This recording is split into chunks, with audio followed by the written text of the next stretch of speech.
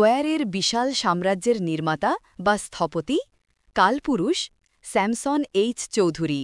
আলোকিত এক জীবন। গোপালগঞ্জের নিভৃত গ্রাম আড়ুয়াকান্দিতে ১৯২৫ সালের ২৫ সেপ্টেম্বর জন্ম নিয়েছিলেন স্যামসন এইচ চৌধুরী। তখন কে জানত এ গ্রামের ছেলে একদিন হয়ে উঠবে বাংলাদেশের শিল্প বাণিজ্যের আকাশে উজ্জ্বল নক্ষত্র। গোপালগঞ্জের নিভৃত গ্রাম আড়ুয়াকান্দিতে ১৯২৫ সালের ২৫ সেপ্টেম্বর জন্ম নিয়েছিলেন স্যামসন এইচ চৌধুরী। তখন কে জানত এ গ্রামের ছেলে একদিন হয়ে উঠবে বাংলাদেশের শিল্প বাণিজ্যের আকাশে উজ্জ্বল নক্ষত্র।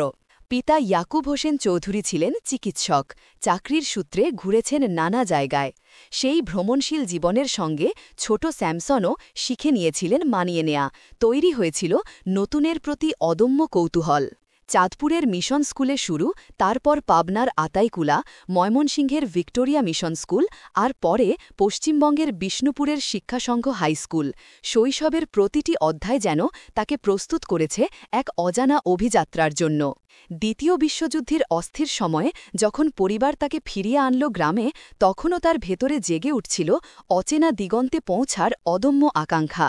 মাত্র ১৭ বছর বয়সেই সেই আকাঙ্ক্ষা তাকে নিয়ে গেল কলকাতায়। পরিবারকে অবহিত না করে বন্ধুদের সঙ্গে কলকাতায় যান, সেখান থেকে মুম্বাই। ভাগ্য অন্বেষণে বেরোনো কিশোর হঠাৎ করে পেয়ে গেল জীবনের প্রথম বড় পরীক্ষা, নৌবাহিনীতে চাকরির সুযোগ। সিগন্যালিং বিভাগে নাম লেখালেও স্বপ্ন ছিল রাডারের রহস্য জানা। যুদ্ধকালে রাডার তখন নতুন উদ্ভাবন। স্যামসন চাইতেন সরাসরি এ প্রযুক্তি শিখতে। নির্দেশ অমান্য করায় তাকে কারাগারে পাঠানো হয়। ৪ দিনের অন্ধকার সেলে থেকেও ইচ্ছা বিসর্জন দেননি। ৫ম দিনে অবশেষে দরজা খুলল তার জন্য। নিযুক্ত হলেন রাডার অপারেটর হিসাবে। এ ছিল কেবল একটি পদ নয়, বরং ছিল ভবিষ্যতের স্যামসনের চরিত্রের প্রতীক, অটলতা, সাহস আর নতুনকে জানার তৃষ্ণা। স্যামসন রয়্যাল ইন্ডিয়ান নেভিতে প্রায় ৩ বছর কাজ করেন। যুদ্ধ শেষ হলে সহকর্মীদের সঙ্গে মাদ্রাজে বিশাখাপত্তনম বন্দরে ফেরেন। কিন্তু ইতিহাসের ডাক আবারও তাকে টেনে নিল। ১৯৪৬ সালে ব্রিটিশ সাম্রাজ্যের বিরুদ্ধে নৌবিদ্রোহে তিনি সরাসরি অংশ নেন। ধরা পড়ে গেলেন জেলে, কনসেন্ট্রেশন ক্যাম্পেও।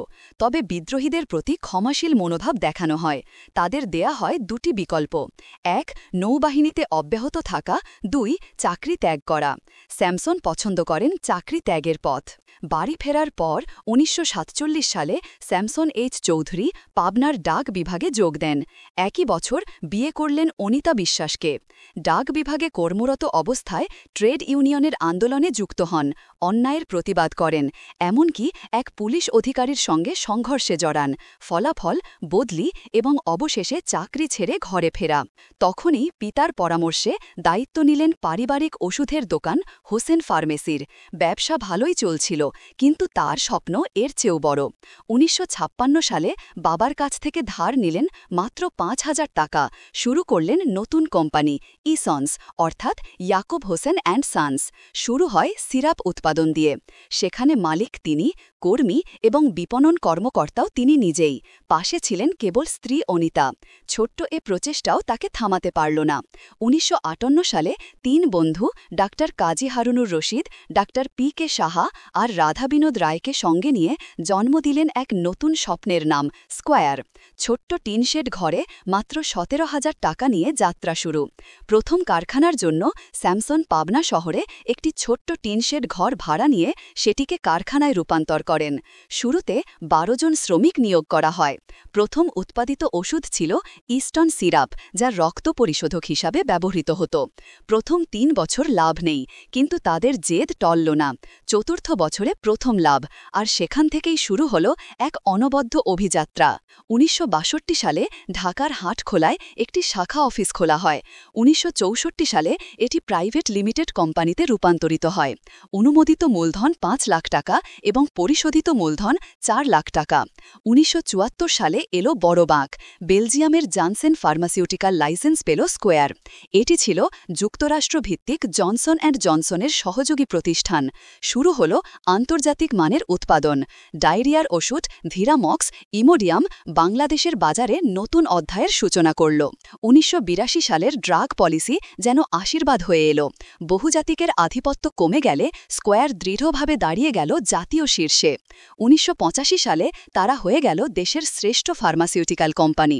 ২ বছর পর ইতিহাস রচনা করল স্কোয়ার, প্রথম বাংলাদেশি কোম্পানি হিসাবে বিদেশে ওষুধ রপ্তানি।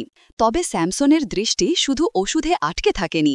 তিনি বুঝেছিলেন দেশের উন্নয়ন বহুমুখী শিল্প ছাড়া সম্ভব নয়। তাই একে একে গড়ে তুললেন Square toiletries, textiles, spinning, knit fabrics, fashions, consumer products, informatics, এমনকি হাসপাতালও। প্রতিটি প্রতিষ্ঠানের ভেতরেই ছিল তার স্বপ্ন, ছিল নৈতিকতার ছাপ। অবসরে সহধর্মিণী অনিতা চৌধুরীর সঙ্গে পুরস্কার ও সম্মাননা এলো একের পর এক। Business executive of the year, business person of the year, best enterprise ইত্যাদি। পেয়েছেন ২১ পদক, মরণোত্তর। তিনি metropolitan chamber of commerce and ইন্ডাস্ট্রির সভাপতির দায়িত্ব পালন করেছিলেন। ছিলেন micro industries development assistance and সার্ভিসেসের chairman. International chamber of commerce বাংলাদেশের সহসভাপতি, federation of Bangladesh chamber of commerce and ইন্ডাস্ট্রির FBCCI পরিচালক। ২০০৮ সালের ১৫ই সেপ্টেম্বর প্রথম জাতীয় আয়কর দিবসে জাতীয় রাজস্ব বোর্ড NBR তাকে দেশের সর্বোচ্চ করদাতার মর্যাদা দেয়। ২০০৯-২০১০ সালে তাকে দেয়া হয় CIP কমার্শিয়ালি ইম্পর্ট্যান্ট পারসন মর্যাদা, যা দেশের ব্যবসায়িক সমাজে তার অবদানকে স্বীকৃতি দেয়। পুরস্কার ও স্বীকৃতি তার কাছে ছিল কেবল প্রতীক। আসল গৌরব ছিল সততার সঙ্গে দাঁড়িয়ে থাকা, দেশের শিল্পকে আন্তর্জাতিক মানে পৌঁছে দেয়া। ১৯৭১ সালের মুক্তিযুদ্ধ শুরুর পর পরিবারের সঙ্গে ঢাকায় অবস্থান করছিলেন স্যামসন চৌধুরী। ২৫ মার্চের ভয়াল রাতে পাকিস্তানি সেনাদের হত্যাযজ্ঞের পর তিনি পরিবারকে নিয়ে নদীপথে পাবনার গ্রামের বাড়িতে যান। তিনি গোপনে মুক্তিবাহিনীর জন্য ওষুধ, খাদ্য ও আশ্রয়ের ব্যবস্থা করতেন, আহত মুক্তিযোদ্ধাদের সেবা দিতেন। তার তৃতীয় ছেলে অঞ্জন চৌধুরী পিন্টু মাত্র ১৭ বছর বয়সে মুক্তিযুদ্ধে যোগ দিয়েছিলেন। ৭১ সালের মুক্তিযুদ্ধ চলাকালে আন্তর্জাতিক চার্চ ফোরামে তিনি পাকিস্তানি সেনাদের নির্যাতনের তথ্য পৌঁছে দিয়েছিলেন বিশ্ববাসীর কাছে। আর যুদ্ধোত্তর বাংলাদেশে সিসিটিভি গঠনে তার উদ্যোগ ছিল দেশের পুনর্গঠনের জন্য এক অনন্য পদক্ষেপ। ২০১২ সালের ৫ জানুয়ারি সিঙ্গাপুরের রামফলস হাসপাতালে যখন তিনি শেষ নিঃশ্বাস ত্যাগ করলেন, তখন তার বয়স ৮৬। মৃত্যুর পর রাজধানীর কাকরাইল চার্চে তার জানাজায় কেঁদেছিল পুরো জাতি। প্রধানমন্ত্রী থেকে বিরোধী দলীয় নেত্রী, ব্যবসায়ী থেকে সাধারণ মানুষ, সবার চোখে ছিল শোক, সবার কণ্ঠে ছিল কৃতজ্ঞতা। পরদিন পাবনার আস্ত্রা ফার্ম হাউসে চিরনিদ্রায় শায়িত করা হয় তাকে। পাবনার মাটিতে যখন তাকে শায়িত করা হল, তখন বাতাসে ভেসে বেড়াচ্ছিল দীর্ঘ যাত্রাপথের প্রতিধ্বনি। চাঁদপুরের মিশন স্কুল থেকে শুরু, নৌবাহিনীর রাডার ইউনিটের সাহসী সিদ্ধান্ত, হোসেন ফার্মেসির ছোট্ট টেবিল, আর সেখান থেকে স্কোয়ারের বিশাল সাম্রাজ্য। তার জীবন যেন প্রমাণ করে দেয় মাটির কাছ থেকে উঠে আসা মানুষও হতে পারে মহিরুহ, আর তার বিদায় স্মরণ করিয়ে দেয় আলো নিভে গেলেও দ্যুতি থেকে যায় দীর্ঘদিন। বেঁচে থাকলে আজ শতবর্ষী হতেন তিনি, তবে তার উপস্থিতি আজও স্পষ্ট হয়ে আছে গড়ে তোলা প্রতিটি প্রতিষ্ঠান, কর্ম আর নিষ্ঠায়। ১ শতাব্দী আগে জন্মানো সেই শিশুর হাত ধরে বাংলাদেশ পেয়েছিল এক আলোকবর্তিকা। তার প্রস্থান ঘটেছে বহু আগে, কিন্তু যে আলোক শিখা জ্বালিয়ে গেছেন তা এখনও প্রজন্ম থেকে প্রজন্মে ছড়িয়ে যাচ্ছে। গ্রন্থনা অধ্যক্ষ মহসিন আলী আঙ্গুর, সম্পাদক ও প্রকাশক মুজিবনগর খবর.com, মেহেরপুর।